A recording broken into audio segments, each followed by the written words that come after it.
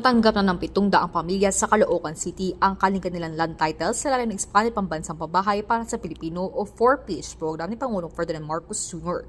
Idinaos ang pamamahagi ng mga titulo sa Caloocan Sports Complex bilang bahagi ng pagpapatupad ng pangako ng pamahalaan na makapagbigay ng ligtas, desente at abot-kayang pabahay para sa bawat pamilyang Pilipino. Ayon kay Department of Human Settlements Urban Development Secretary Jose Ramon Aliling, ang seremonyang ito ay bunga ng direktiba ni Pangulong Marcos Jr. na palakasin ang implementasyon ng Expanded 4PH program. Nagdag pa ng Secretary Aliling ang pamahagi ng mga titulo ng National Housing Authority ay malinaw na patunay sa mas pinaigting na commitment ng administrasyon na mapagaan ang buhay ng mga pamilyang Pilipino.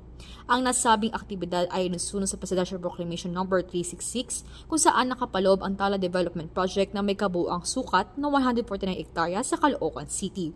Mula rito, 120 hektarya ang inilaan para sa pabahay ng mga kwalipikadong leprosy patients at iba pang residenteng sumailalim sa assessment, habang 29 hektarya naman ang inilaan para sa low-rise residential units at barracks ng komunidad.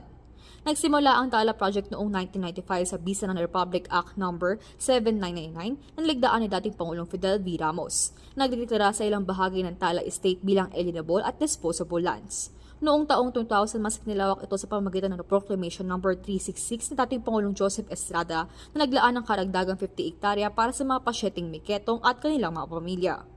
Kasama ng Secretary Aliling sa awarding ceremony si NHA General Manager Joe Puntay, Caloocan City Mayor Dale Gonzalo Malapitan at mga kinatawan ng lungsod na sina Representatives Oscar Malapitan at Dean Asisio. Nagpahayag naman ng taos-pusong pasasalamat ang mga benepisyaryo sa pagsasaayos at pagbibigay linaw sa usaping umabot ng higit 2 dekada. Para sa kanila, ang araw na ito ay simbolo ng pag-asa at bagong simula tungo sa mas matatag na pamumuhay. Ako si Christine Replan ng Department of Human Settlements Urban Development para sa The Sud Express Balita.